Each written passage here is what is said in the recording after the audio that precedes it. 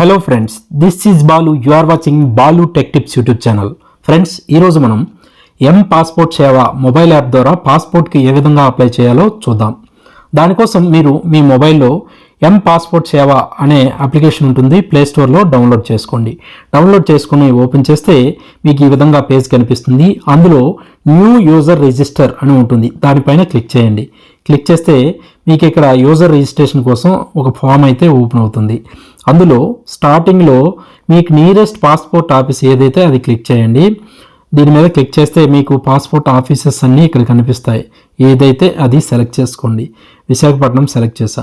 Next మీ నేము, surname ఇవ్వాల్సి ఉంటుంది. మీ name అనేది తప్పు లేకుండా క్లియర్గా ఇవ్వండి. అన్ని క్యాపిటల్ లెటర్స్లోనే ఇవ్వండి ప్రతిదూను. Name, surname. Next date of birth కూడా ఎంటర్ చేయండి. ఈ డేట్ ఆఫ్ బర్త్ ఇచ్చిన తర్వాత మీరు ఈమెయిల్ ఐడి ఎంటర్ చేయాల్సి ఉంటుంది. ఈమెయిల్ ఐడి ఎంటర్ చేసిన తర్వాత దాని కిందన మనకు ఒక క్వశ్చన్ అనేది అడుగుతుంది. ఈమెయిల్ ఐడిని యూజర్ ఐడిగా పెట్టాలా వద్దా? అది సేమే పెట్టాలనుకుంటే ఎస్ మీద క్లిక్ చేయండి. ఎస్ మీద క్లిక్ చేస్తే చెక్ అవైలబిలిటీ ఉంటుంది. అది యూజర్ ఐడి అవైలబుల్గా ఉంటే మనకు అవైలబుల్ అని వస్తుంది. అది వస్తే ఓకే, లేదంటే వేరేది పెట్టుకోవాల్సి ఉంటుంది. నెక్స్ట్ పాస్వర్డ్ అనేది ఎంటర్ చేయండి. పాస్వర్డ్ అనేది small letters, capital letters, characters, numbers ఉండాలి. అది సెలెక్ట్ చేసుకోండి. నెక్స్ట్ హింట్ క్వశ్చన్ అనేది ఒకటి ఉంటుంది. దాని మీద క్లిక్ చేసి మీరు ఏదైతే ఆ హింట్ పెట్టి దాని ఆన్సర్ కూడా ఎంటర్ చేయండి. ఎంటర్ చేసి క్యాప్చా ఉంటుంది. క్యాప్చా మీద క్లిక్ చేసి సబ్మిట్ మీద క్లిక్ చేస్తే me thank you for registering అని మనకు ఈ విధంగా వస్తుంది. ఇప్పుడైతే మీరు ఇచ్చిన ఈమెయిల్ ఐడికి ఒక లింక్ అయితే వారు పంపించడం జరుగుతుంది. ఈ విధంగా లింక్ వస్తుంది, బ్లూ కలర్లో హైలైట్ అయి ఉంటుంది. దానిపైన క్లిక్ చేసి మీరు మీ యూజర్ ఐడి పాస్వర్డ్తో లాగిన్ అయితే మీ అకౌంట్ అయితే యాక్టివేట్ అయిపోతుంది. యాక్టివేట్ అయిపోయిన తర్వాత మళ్ళీ మీరు అప్లికేషన్లోకి వచ్చి యాడ్ ఎక్సైటింగ్ యూజర్ మీద క్లిక్ చేస్తే ఇక్కడ మీ యూజర్ ఐడి పాస్వర్డ్ అడుగుతుంది. తర్వాత క్యాప్చా కోడ్ ఉంటుంది. ఆ క్యాప్చా కోడ్ని ఎంటర్ చేసి లాగిన్ మీద క్లిక్ చేస్తే మీరు లాగిన్ అయిపోతారు. ఇక్కడ స్టార్టింగ్లో అప్లై ఫర్ ప్రెస్ పాస్పోర్ట్ అని ఉంటుంది, ఫస్ట్ ఆప్షన్. దాని మీద క్లిక్ చేయండి. క్లిక్ చేస్తే ఇక్కడ మీరు మీ స్టేట్, డిస్ట్రిక్ట్ అనేది అడుగుతుంది. ఈ రెండింటిని అయితే ఎంటర్ చేసేయండి. ఇక్కడ మీరు క్లిక్ చేస్తే మీ స్టేట్స్ అన్ని చూపిస్తాయి, అలాగే డిస్ట్రిక్ట్ కూడా చూపిస్తుంది. చూడండి, నెక్స్ట్ దీని తర్వాత 9 ఫామ్స్ అనేవి ఓపెన్ అవుతాయి. అవన్నీ క్లియర్గా తొందరపడకుండా తప్పులు లేకుండా ఎంటర్ చేయండి. నెక్స్ట్ ఇక్కడ చూడండి, డిస్ట్రిక్ట్ సెలెక్ట్ చేయాలి. ఈ ఓపెన్ అవ్వడం లేదు, లేట్ అవుతుంది.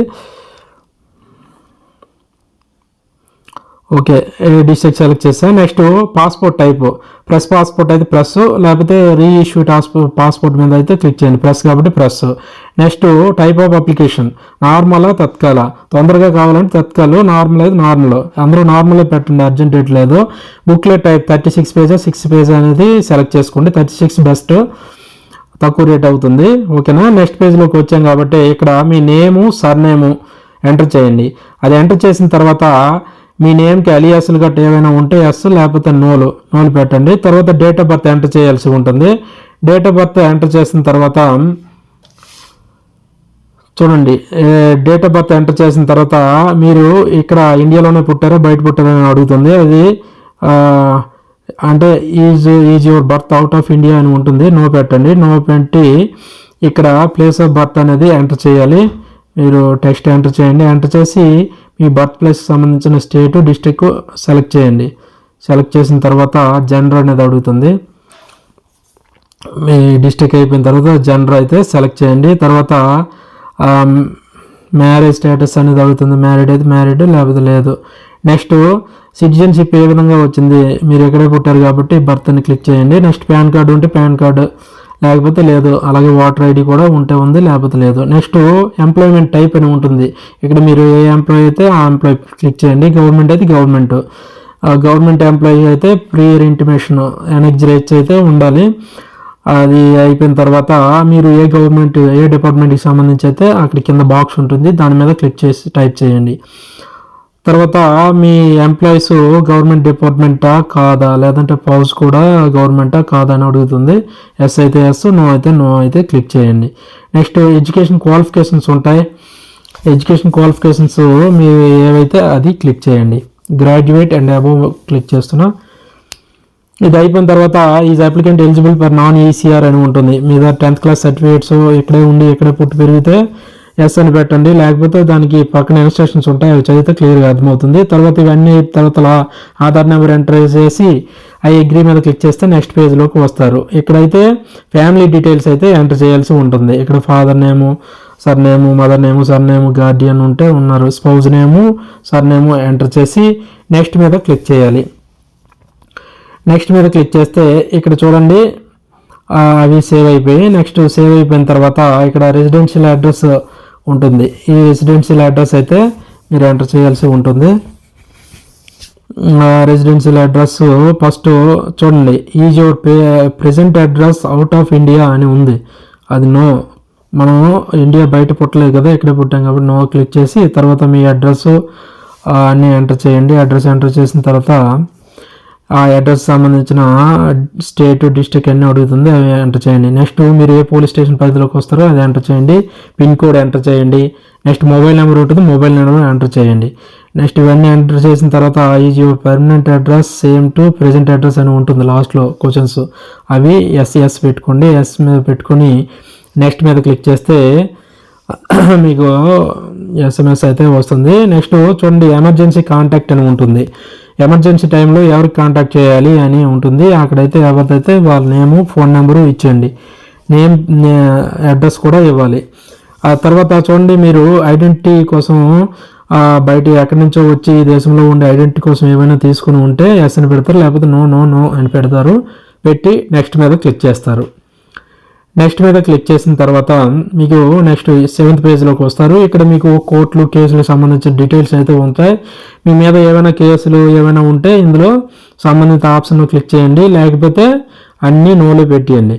ఓకేనా, చూడండి నో నో నో పెట్టేసి లాస్ట్లో నెక్స్ట్ ఉంటుంది, నెక్స్ట్ మీద క్లిక్ చేయండి. నెక్స్ట్ మీద క్లిక్ చేస్తే మీరు నెక్స్ట్ పేజ్లోకి వెళ్తారు. ఇక్కడ ఏంటంటే మీ పాస్పోర్ట్ ఏ విధంగా ఉంటుంది అనేది ఇక్కడ చూపిస్తుంది, ప్రివ్యూ అనేది కనిపిస్తుంది. ఇందులో ఏమైనా తప్పులు ఉంటే బ్యాక్కి వెళ్ళి మళ్ళీ కరెక్షన్ చేసుకోండి.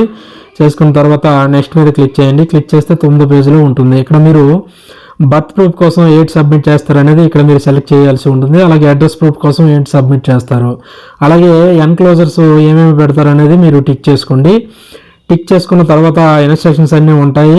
ఆ డెక్లరేషన్ అంతా లాస్ట్లో సేవ్ చేసిన తర్వాత లాస్ట్లో ఐ అగ్రీ విత్ అని ఉంటుంది, అది టిక్ చేసుకొని ఈ డీటెయిల్స్ అన్నీ సేవ్ కొట్టాలి. ప్లేస్ ఆఫ్ ఇక్కడ నెక్స్ట్ ఇంకోటి ఎక్కడి నుంచి సబ్మిట్ చేస్తున్నామో ఆ ప్లేస్ కూడా ఎంటర్ చేయండి, డేట్ కూడా ఎంటర్ చేయండి. ఎంటర్ చేసి ఐ అగ్రీ మీద క్లిక్ చేసి సేవ్ డీటెయిల్స్ క్లిక్ చేయండి. సేవ్ డీటెయిల్స్ క్లిక్ చేస్తే మీ డీటెయిల్స్ అన్నీ సేవ్ అయిపోతాయి. సేవ్ అయిపోయిన తర్వాత ప్రివ్యూ అప్లికేషన్ మీద క్లిక్ చేస్తే మనకు ప్రివ్యూ అనేది కనిపిస్తుంది. అది అయిపోయిన తర్వాత సబ్మిట్ అప్లికేషన్ క్లిక్ చేస్తే your application has been served successfully అని వస్తుంది. ఇప్పుడు మీ ఫామ్ని అయితే సబ్మిట్ చేస్తున్నాను. ఇవన్నీ వెరిఫై చేసుకోండి. చూడండి your application submit saved successfully. ఇప్పుడు చూడండి నెక్స్ట్ ఇక్కడ లాస్ట్లో వ్యూ సేవ్డ్ సబ్మిటెడ్ అప్లికేషన్ అని ఉంటుంది, దాని మీద క్లిక్ చేయండి. హోమ్ పేజ్లోకి వెళ్ళి ఇక్కడ ఏఆర్ఎన్ నెంబర్ కనిపిస్తుంది. ఏఆర్ఎన్ నెంబర్ మీద క్లిక్ చేస్తే డీటెయిల్స్ కనిపిస్తాయి, పైన 3 డాట్స్ వస్తాయి. ఆ డాట్స్ మీద క్లిక్ చేస్తే పే అండ్ షెడ్యూల్ అపాయింట్మెంట్ అని ఉంటుంది, దానిపైన క్లిక్ చేయాల్సి ఉంటుంది.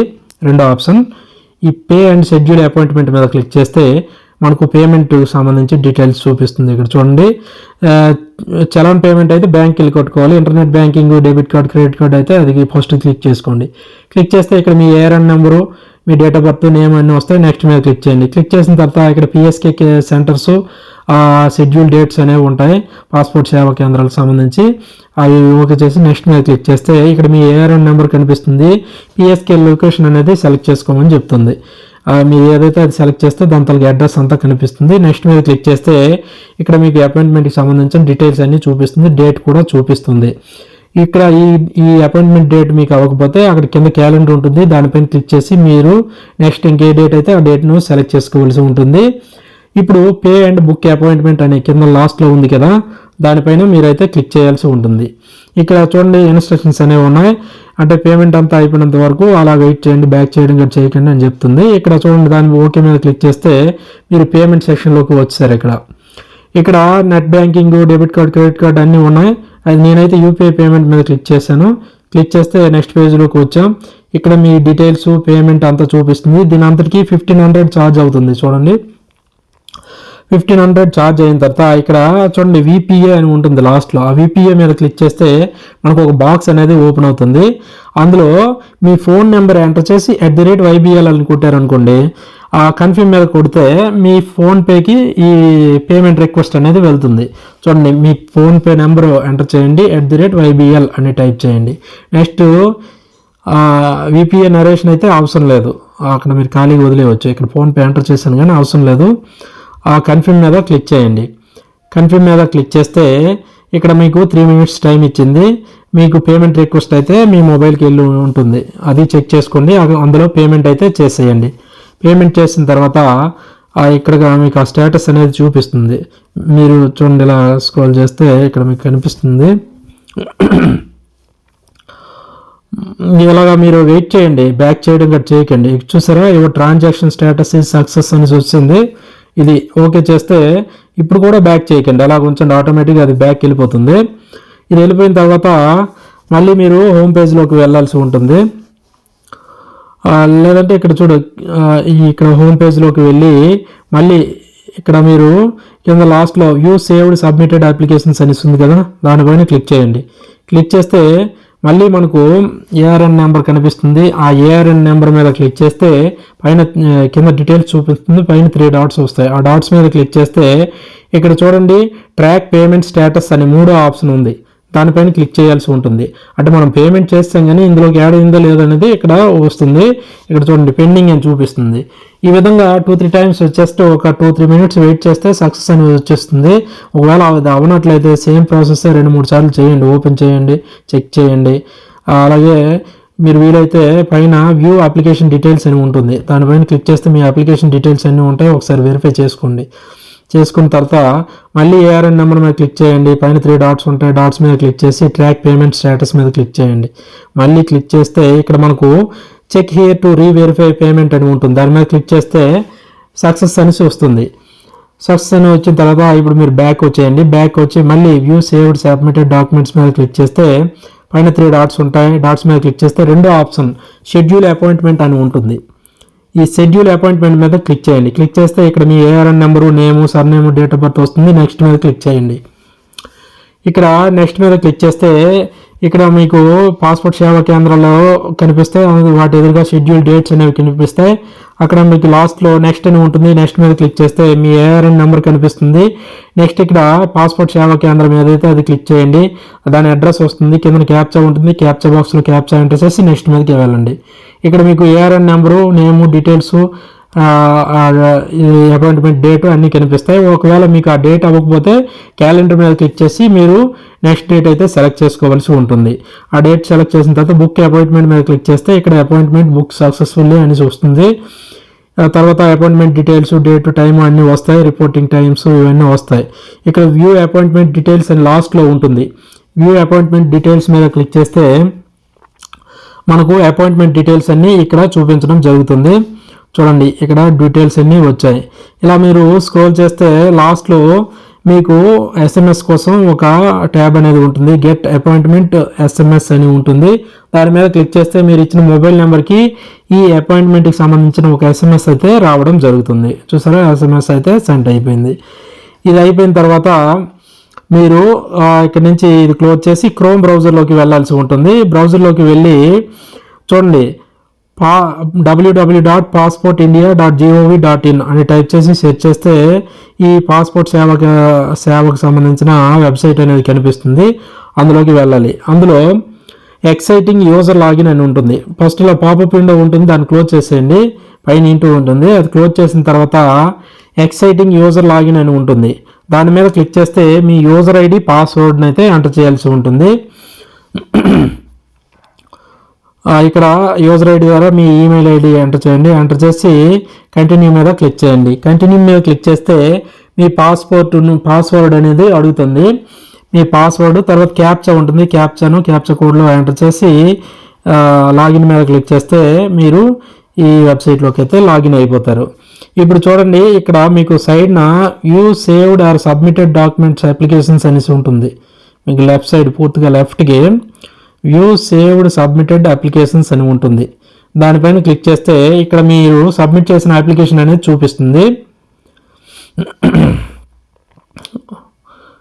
ఇక్కడ ఆ అప్లికేషన్కి ఎదురుగా చిన్న సర్కిల్ ఉంటుంది. ఆ సర్కిల్లో టిక్ చేస్తే మీకు కిందన కొన్ని డౌన్లోడ్ ఆప్షన్స్ అనేవి హైలైట్ అవుతాయి.